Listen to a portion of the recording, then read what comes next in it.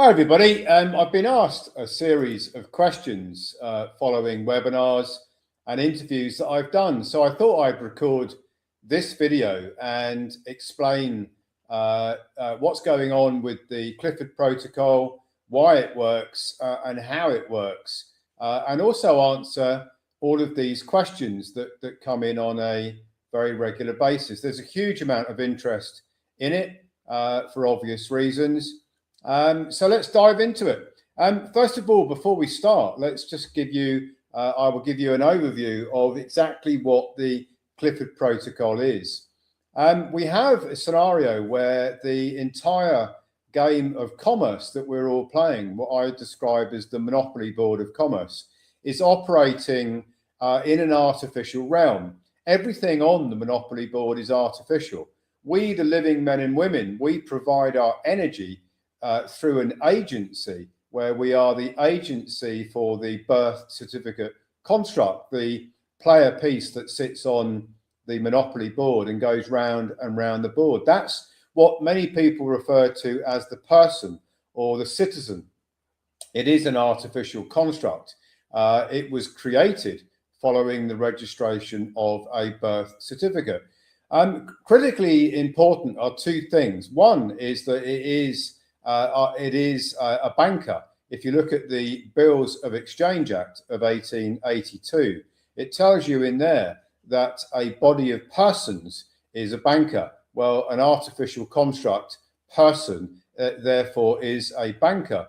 And that's critically important because when the signature is applied to any contract with a clearing bank, the bank is operating as the nominee for the signature credit energy, which transfers from the living man, woman onto the monopoly board of commerce through the signature and, of course, critically important, through the citizen or the person that is a banker as confirmed by the Bills of Exchange Act 1882. Now, in the next thing, which is very important to comprehend, is that the entire monopoly board from 1933 onwards is operating in Chapter 11 bankruptcy, as you can confirm by looking up the reference House Joint Resolution 192. And you'll see that the entire board is operating in bankruptcy with the United States Treasury as the bankruptcy trustee. So everything on this artificial monopoly board is operating in bankruptcy.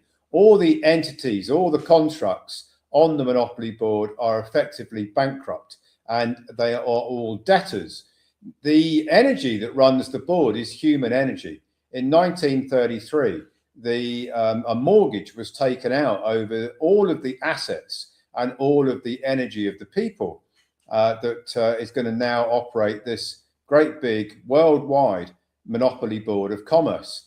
The reserve currency of the world is the United States dollar. So just about everything is balanced back to the United States dollar. And it is a dollar-based system that everybody is operating in. Now, the way that the energy transfers onto the monopoly board is a stroke of genius by those who created the system. The bankers at Jekyll Island in 1913, who created the Federal Reserve Act or created the Federal Reserve process. They were genius in what they did, because what we now have is the illusion of wealth. People who are playing Monopoly without realizing it. The agent, the living man, woman, is the player. The player piece is the citizen. This artificial construct of the birth certificate. That is what's playing on the Monopoly board, but it's all debt. Everything on the Monopoly board is debt-based. If you look at the entire world debt and look at the world debt clock, for example, that always is going up and up and up. It's never ever going to come down. The reason why is because everything that goes onto the Monopoly board creates debt, and that is based and backed predominantly by human energy. So what we have is that we have a Monopoly board, artificial, which is being financed by human energy. It is, in fact, a modern slavery system. But there is an illusion. The players believe that they own things on the monopoly board. They believe that they own their car, their house, their business. They believe that they've got money in bank accounts. They believe that they've got money in pensions, in investments, even cryptocurrency. And that's because it looks like there is substance behind money. But of course, there is no substance at all. And all of the assets have been mortgaged, and therefore the legal title to the assets belongs to those that run the monopoly board. So there's a great illusion. There are two titles on all assets that are on the monopoly board. There is the legal title, which has been taken by those that run the monopoly board. That's the real ownership. And then there's the equitable title, which is what we all get. So if you look at your motor vehicle, you're basically renting it, even though you believe that you own it. You don't really own it. You have an equitable title. You get to use it on the monopoly board. The same with the house, the same with the business, the same with any property. You get to use it with the equitable title, but you don't actually ever own it, because the real ownership of it, the legal title, has been used as collateral for the mortgage that runs, is the collateral for the running of the entire monopoly board. So everything on this monopoly board is artificial. It's all debt-based. There is no substance to money. In 1933, gold was taken away and it was replaced with fiat currency, or the Federal Reserve brought in the dollar, brought in the dollars as fiat currency, and that basically is what is being used on the Monopoly Board of Commerce. Now, when you look at what is the dollar, what is any currency, it is basically just a promise to pay in the future. If you get a banknote out, whatever the currency denomination is, it will tell you that it is a promise to pay in the future. I promise to pay the bearer. You can't pay anything on this monopoly board. You can only discharge. So one debt, an existing debt, is discharged with another debt. So every time you make a transaction, what you're really doing is making a deposit into a bank. So when you open a bank account and you want to make bank payments, you make a payment, or it looks like you're making a payment. But in reality, what you are doing is you're making a deposit in the other account. So the account that you are, in inverted commas, paying. You can't pay, there's no money of substance. There is only promises to pay in the future. When you sign up for a mortgage, a credit card, or a loan, the signature creates the credit. That signature deposits your energy onto the monopoly board through the artificial construct of the person, this banker, as confirmed in the Bills of Exchange Act 1882. So that's what's going on. The monopoly board, to summarize, is an artificial board. Everything on that board is artificial. The person, the citizen, the artificial construct of the birth certificate is artificial. All the other player pieces on the monopoly board are artificial. Everything on the monopoly board is based on debt. And to finance the debt, they took out a mortgage over all the assets. Those that run the monopoly board own the legal title. Everybody else gets equitable title for the assets that they believe that they actually own. They don't own anything. They just have the use of the things on the monopoly board. There shouldn't really be any world poverty, because all of the currency that is running around the monopoly board is created what's called ex nihilo. So that's basically the energy of the living men and women is transferred onto the board. And when they make a deposit, when a living man, woman, through the signature, using the artificial construct of the person, signs up for something, makes a bank payment, signs to get a mortgage, signs to get a credit card, signs to get a loan, that is a deposit of energy. The banks are operating as nominees, which basically means fiduciaries or trustees for the living men and women who have transferred their energy onto the board. The living men and women are the originators. They are the owners of that energy. The entire monopoly board world debt is owed back to the living men and women. When governments raise finances, they're not really using taxes to finance anything at all. What they're doing is they are using signature credit. They're using the energy of the people to create currency ex nihilo, out of nothing. This is what is meant by quantitative easing. Now, the executive summary, what it's saying about here is that you've got this 1099 OID construct. Now, what that means is that every time a deposit is made, this energy deposit onto the monopoly board, there is an original issue discount that is connected to that deposit. So when you make the deposit, when you make a signature, when you instigate a signature, make a bank payment, sign up for a mortgage, credit card or loan, that is the beginning of the creation of a security. The bank that you're interacting with is the nominee for you. They put your energy into a security, and that security goes on the monopoly board at a zero cost. And then the future value of that security is very high. The difference between zero and a very high future value is original issue discount. The clearing banks are operating as nominees for you, the living man and woman. The clearing banks, when they take your deposits of your energy, they bundle them up, they sell your energy into what's called securitization vehicles or bonds, and the investment banks are trading these bonds. Now, the investment banks have to pay tax on the use of your energy. So what's going on here is that all of the investment banks that are predominantly operating in New York, in the USA, they are paying taxes for the use of your energy. You're the originator as a living man, woman.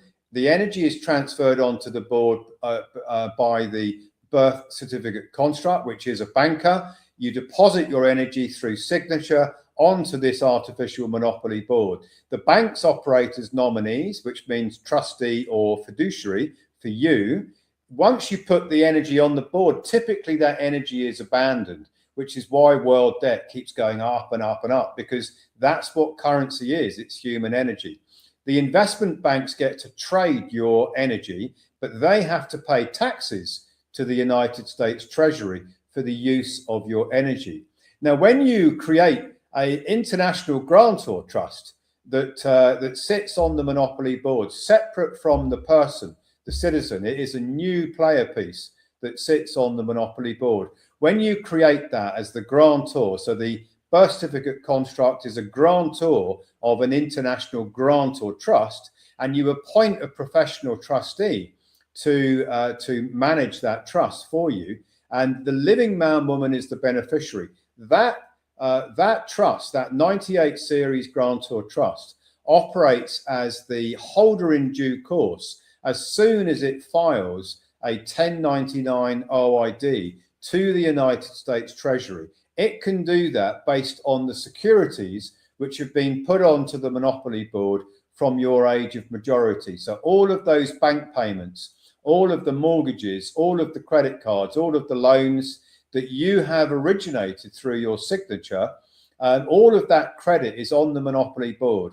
Our system tracks it from the moment it was created, from the moment of the deposit, onto the monopoly board, through the clearing bank, which is a nominee for you, the living man, woman, through to the investment banks that are holding on to your human energy, through to the tax payments that the investment banks are paying for the use of your energy on something called the 945 tax ledger. When you create a grant or trust to sit on the monopoly board, it becomes the holder in due course of the credit energy. It becomes the holder of due course of all of that energy you've put on the monopoly board since the age of majority. And when your professional licensed tax preparer, ERO, files 1099 OID, having identified the investment bank that is holding your energy and paying taxes on the use of your energy, having identified that, filing 1099 OID, now the taxes that the investment bank has paid the United States Treasury, remember the United States Treasury is the bankruptcy trustee for the entire monopoly board, they are collecting taxes from a debtor, which is the investment bank. And what they're going to do, because the International Grantor Trust is filed a 1099 OID, which is being done electronically using the license of the ERO, the tax preparer. Filing that 1099 OID redirects the taxes that the United States Treasury is collecting from the investment bank that is trading your human energy. And that tax is then redirected. The ledger is corrected. The grantor trust becomes the holder in due course, which pretty much means the creditor of that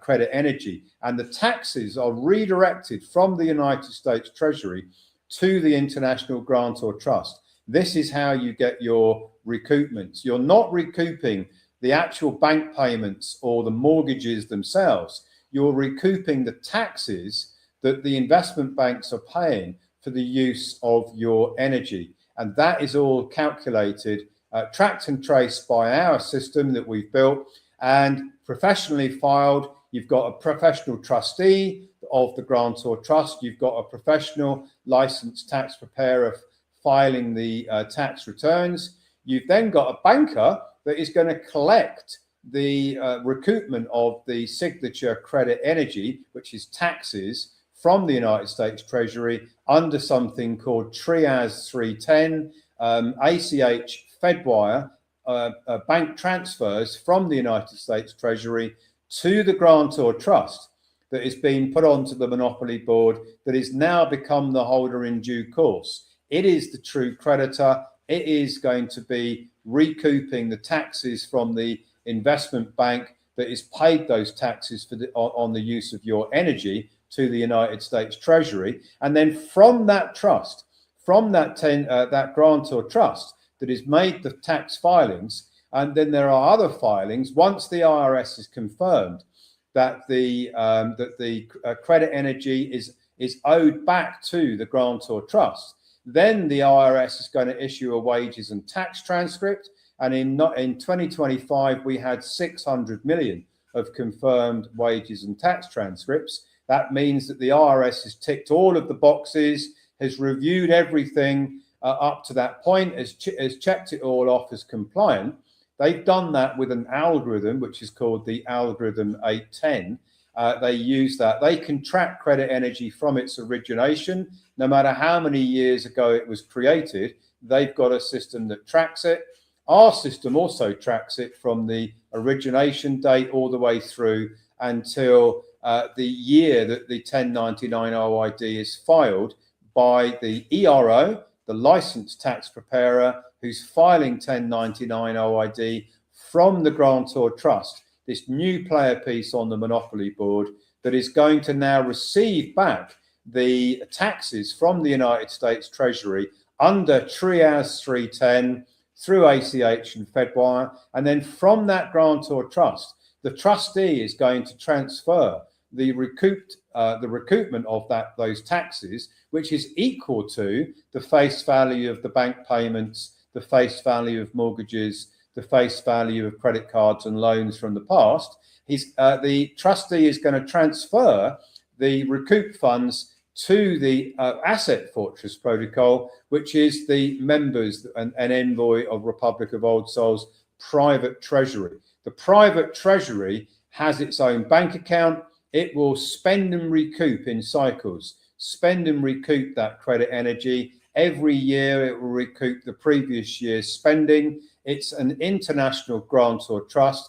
It has a separate bank account. It operates on the Monopoly Board as an international trust. It doesn't have to report its spending. It doesn't have to pay tax. It doesn't have to report tax. It is a exempt entity, really, from a tax and track and trace point of view, which is very good for avoiding digital ID. There's no reporting. It can spend everything that it's received on recoupments of taxes, and then it can recoup back the following year in cycles. And that is what I call the infinity loop.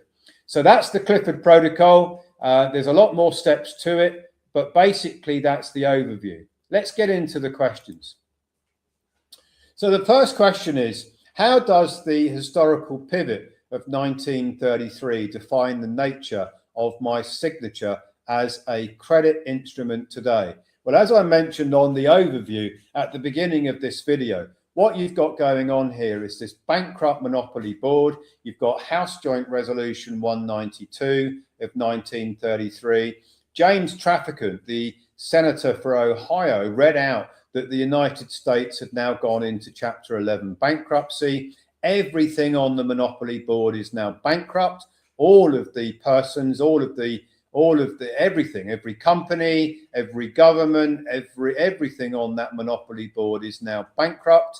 The entire world system is bankrupt. It's a dollar-based system. It's all operating in Chapter 11 bankruptcy. But to finance the bankruptcy, they took the gold away and they replaced it with a mortgage over all the assets and a mortgage over the energy of the people. So the only way that the board can run is via the issuance of promises to pay in the future. The living men and women can't step on the monopoly board because they're real, they have substance. Everything on the monopoly board is artificial. It's like a hologram. So what is happening here is that when a signature, which is a commitment, it's a promise to pay in the future, is made by a living man or woman through the birth certificate construct, this banker, as confirmed in the Bills of Exchange Act of 1882, a bill of exchange or a promise to pay, a negotiable instrument, is issued onto the monopoly board. The bankers, the clearing banks, the banks that you interface with for your bank payments, for your mortgages, loans, credit cards, they are clearing banks. They don't actually have any money to lend. In fact, they're not even permitted to lend their own money in their charter. All they can do is take deposits of your energy. So when you make a signature, you are depositing energy, credit energy, onto the board. It's not real. It is energy. It's not real of substance. There is no money of substance on this board. It's all artificial. Every time you make a signature, you are effectively depositing credit energy onto the monopoly board. That credit energy gets traded by the investment banks. The clearing banks sell the credit energy in bundles to the investment banks. They use it, they hypothecate it, they make a lot more profit off the back of it. It's all digits. There's nothing real here. It's just ledgers. And because of the fact that when you put the energy onto the monopoly board, it goes onto the monopoly board with a zero value, but it has a very high future value. So the investment banks discount from the high future value to the current value, and they have to pay taxes on because they've got withheld federal income that they're paying taxes on, which is the difference between the future value of the instrument, the security, this promise to pay in the future, and the current value. You've put the energy on the board at zero, but it has a very, very high future value because the bankers are using your energy to profit from it. The next question, what happens to my signature once the bank captures it, and how does the investment banking arena obfuscate it? Well, the whole system is based on a usufruct system. So what's going on here is that your energy is transferred on the board through the signature to the clearing bank. The clearing bank sells your credit energy to the investment banks. And what's going on is there is a track and trace of that. So the United States Treasury has a system where they track your credit energy from the moment it was originated through the clearing bank into the investment bank. And your credit energy is put into investment bonds. The investment banks are trading these bonds. They all have what's called a CUSIP number or another reference number for the bond.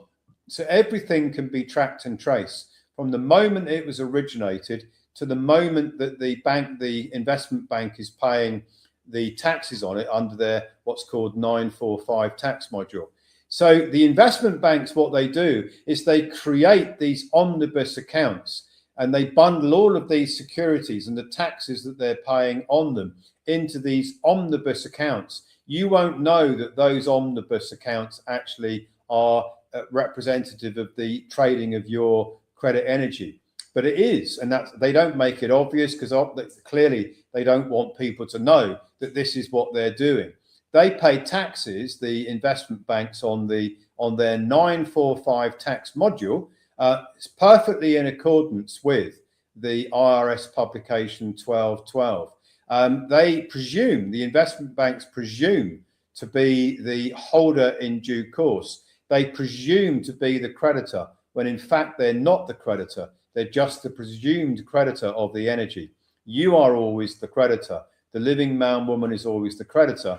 But whilst the living man, woman has abandoned the credit energy, then the banks, the nominees, the clearing bank and the investment banks can claim or operate under the presumption that they are the creditors. But because they're using the energy, they are basically paying taxes to the United States Treasury for the use of your energy, and they obfuscate the energy through a presumption of being the creditor when they're not really the creditor. As soon as your grantor trust files a 1099 OID with a reference number, the CUSIP number, the payer, that's the investment bank, with a CUSIP number, and the recipient being the grantor trust that's filed the tax return 1099 OID.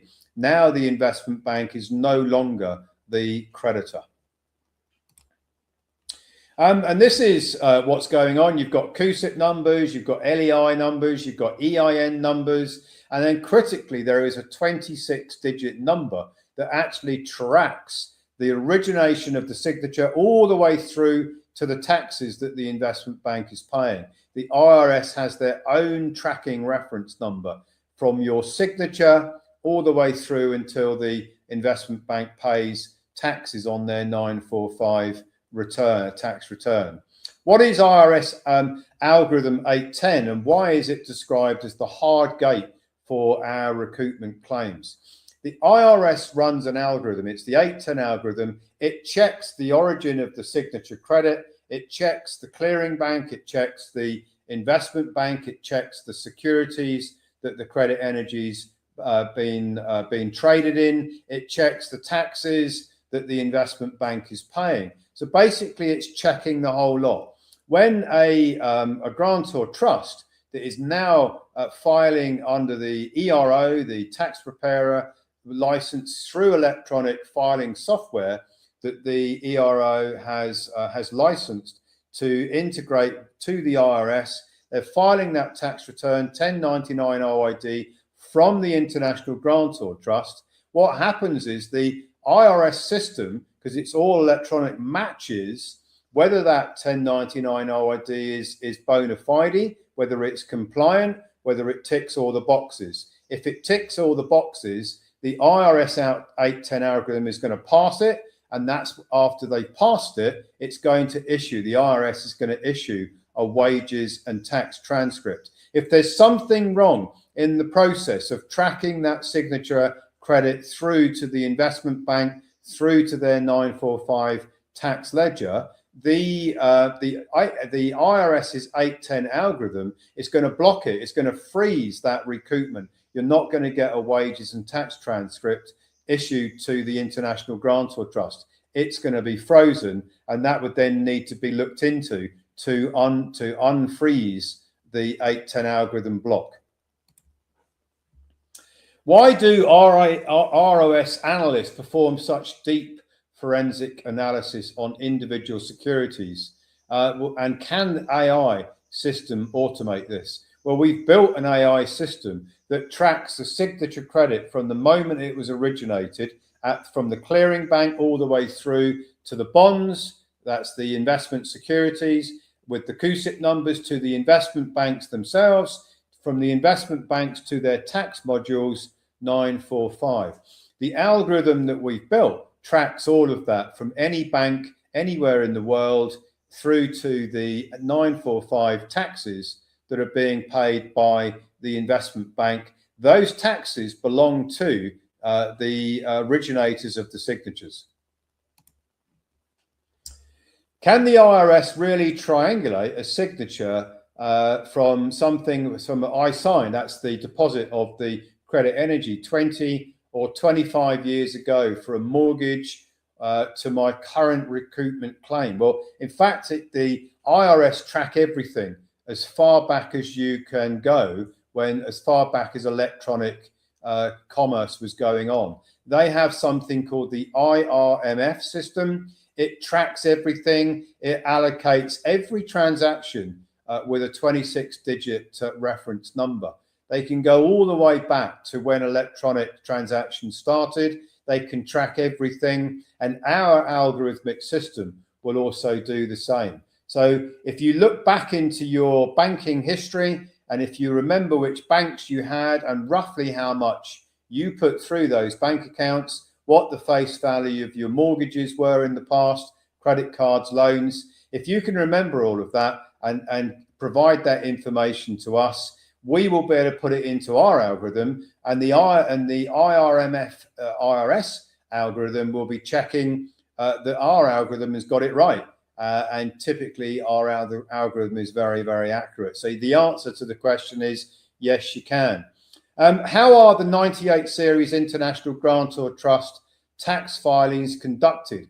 Well, first of all, you've got to create the grantor trust. So you become the grantor. There's a trust indenture. You appoint ecclesia trustees as the professional trustee. You appoint the ERO, WK, who's the licensed tax preparer. Now we're ready to, with the structure, the infrastructure, now we've got to get our algorithm to track and trace all of that signature credit energy. You give us a schedule of the banks that you deposited your signature energy with from the past, from the age of majority, bank accounts that made bank payments, mortgages, credit cards, loans. You write down a schedule of year by year, which banks was it, roughly how much did you spend, what was the face value of your mortgages, what was the face value of your credit cards and loans. When I say what did you spend, what bank payments did you make out of your bank account from the past? Estimate it and then add it all up, provide that information to us, and we will search out our algorithm will search out the signature credit energy that you say that you spent. If you put it out there or you put it onto the monopoly board, our system will find it, will match the signature energy deposits, because that's what they are, through to the investment banks, through the investment bonds. From the investment bonds, the investment banks are paying these taxes on their 945 tax modules.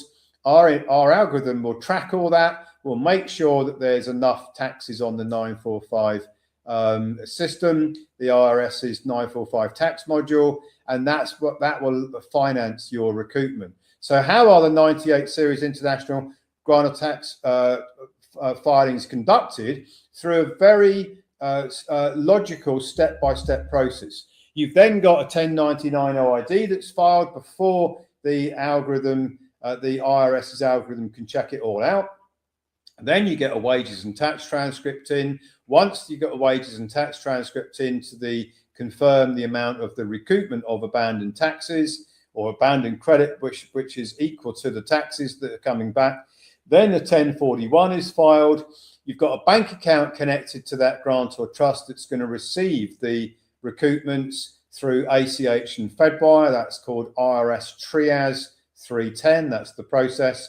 And then from there, from the grantor trust that's filed the 1099 OID, a transfer of the credit of the recoupment to your Asset Fortress protocol, a separate international grantor trust that is going to operate your private treasury, spend and recoupment cycles. How did the IRS generate a wages and tax transcript for my trust when I didn't provide an SSN, that's a social security number, or a date of birth? Well, it knows the grantor. It knows, because you have to say who the grantor is. When I say who, the grantor is the birth certificate construct. The IRS will know that that birth certificate construct is the agent for that birth certificate construct is the living man woman.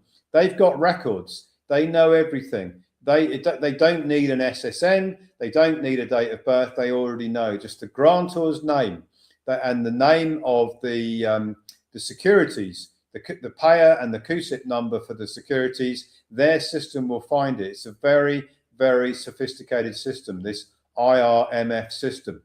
So the wages and tax transcript gets generated because basically the IRS map everything out with other references that they've got. They've got the payer, that's the investment bank. They've got the CUSIP number for the securities. They've got the name of the grantor for the International Grantor Trust, and they can track and trace everything from that. When the 98 series trust has filed the 1041 tax return following the receipt of a wages and tax transcript, how does the trust receive the recoup funds? Well, the trust, that's the International Grantor Trust, has got a professional trustee, Ecclesia Trustees. It has an Ecclesia Trustees has opened up a bank account for that trust, and it will receive the recoupment, the taxes from the IRS through ACH and Fedwire, that's bank transfers. ACH is under $1 million, Fedwire is over $1 million, and the IRS described this as the IRS Trias 310 process. And the receipt of the recoupment, which is a tax redirection, is for benefit of the account that is being set up for that grantor trust. And of course, the banks have signed off on the whole process A through Z, otherwise they wouldn't be involved. What are the specific filing steps followed by the electronic return originator, that's the ERO, to generate the wages and tax transcript? So the first step is the recognition, that's the search out of the signature through to the investment bank. All of that I've described on previous questions. The next is that the issue price of the signature credit energy is 0. There is a future value of the signature credit, and that is what is basically why the investment banks are paying taxes, because that signature credit future value is very high. Discount it to the current value, and that generates federal taxes. They are withholding them. They have to pay them to the United States Treasury. That's the taxes on the 945 tax module. The OID identification, well, that basically is a calculation that the investment banks do, and our algorithm does it as well, to make sure that there is enough taxes being paid. So the investment bank's already done their calculations. They pay on their 945 tax modules. Our algorithm makes sure that the sum of all of the recoupments for all of the grantor trusts from that particular tax module, that particular investment bank's tax module, we have to make sure that the trustee does and the ERO does, that the amount of taxes being recouped doesn't exceed the amount of taxes being paid by the investment bank. Nominee identification, well, that's all in the, basically that's the clearing bank. That's who you deposited your energy with, whether it was a signature on a mortgage to create a mortgage loan or credit card, or whether it was a bank payment or some other banking transaction. Redirection of the signature credit, which is the taxes that the investment bank has paid, is done because the 1099 OID redirects it. The 1099 OID can only be filed by the creditor. Once the 1099 OID has been filed by the 98 series grantor trust, this 98 series grantor trust becomes the creditor, becomes the holder in due course, is the entitlement holder of that recoupment of the taxes. And the investment bank and any other clearing bank connected to it, by the way, that includes mortgages, they are no longer the creditors. They are now the debtors because of the 1099 OID that's been filed. What are the precise references that justify the recoupment of signature credit to be lawful? Well, IRS publication 1212 describes the process, the Bills of Exchange Act 1882, Revenue Procedure 2002 to 26. That's the big one. That's where the trustee can command the IRS to transfer taxes that they've received from an investment bank from other tax modules of the investment bank onto the 945 tax module. It is the 945 tax module which has the priority. And Revenue Procedure 2002 to 26 is probably the most powerful aspect of this, to prove that it is absolutely lawful. The Uniform Commercial Code, Article 3, governs negotiable instruments. The signature, the promise to pay in the future, is a negotiable instrument. And then you've got the Trust Indenture Act of 1939, Section 316B, mandates that the absolute right of an individual holder to receive the benefit of the credit they originated shall not be impaired. Put all those together, you've now got a perfectly lawful process.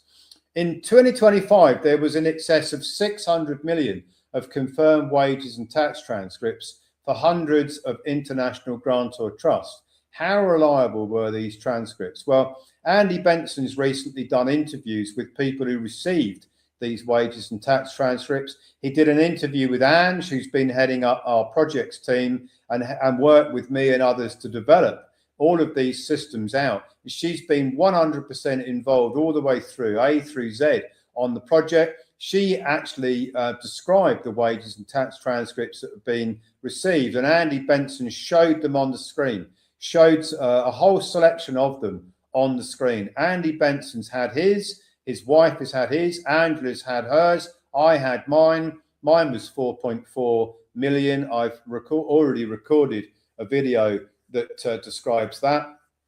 So were they reliable? Yeah, because they'd been through the IRS's hard gate algorithm 810. They were confirmed.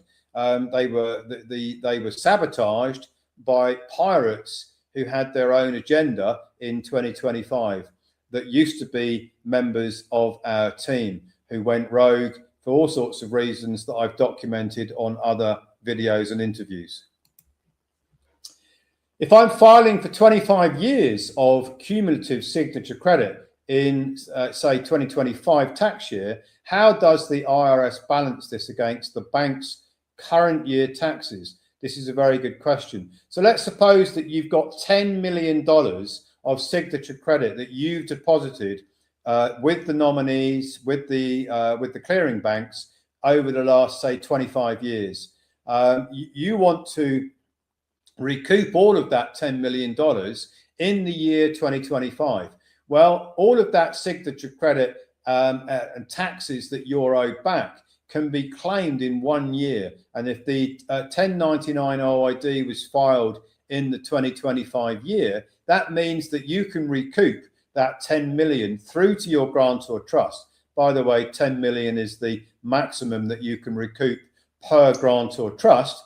You can recoup that in one tax year, 2025, even though the signature credit energy was deposited over the previous 25 years. You're still owed the taxes. Your grantor trust is the holder in due course. It is the creditor. It has a priority to recoup that 10 million in one tax year, which is the 2025 tax year. Next question. How do I reconcile signature deposits I made decades ago? And what if the original prospectus or SEC filing is gone? Well, no prospectuses ever disappear. They're electronically recorded, so you don't need to worry about that. And you don't need to find any SEC, any SEC prospectuses at all. What our system does is it reconciles from your disclosures. You've written down your estimates year by year. Which bank account did you have? What was the name of the bank? What was the rough amount that you used that account for, bank payments going out? What was the face value of mortgages, loans, and credit cards? Our system will be able to triangulate that and match it to the IRS's IRDM system. Remember, they've got a 26-digit event code that they're going to know to track it. You don't have to be precise on exactly how much you spent. That's the bank payments leaving your account in each of those previous years. You don't have to be precise on the face value of the mortgage, credit card, or loan. An estimate is good, but don't go over the top, because that's going to fail the algorithm. The 810 algorithm is going to fail. So be accurate as you can, or be cautiously accurate, if you know what I mean. Why must we use a 98 series international grantor trust instead of just filing from the personal social security number? This is critically important.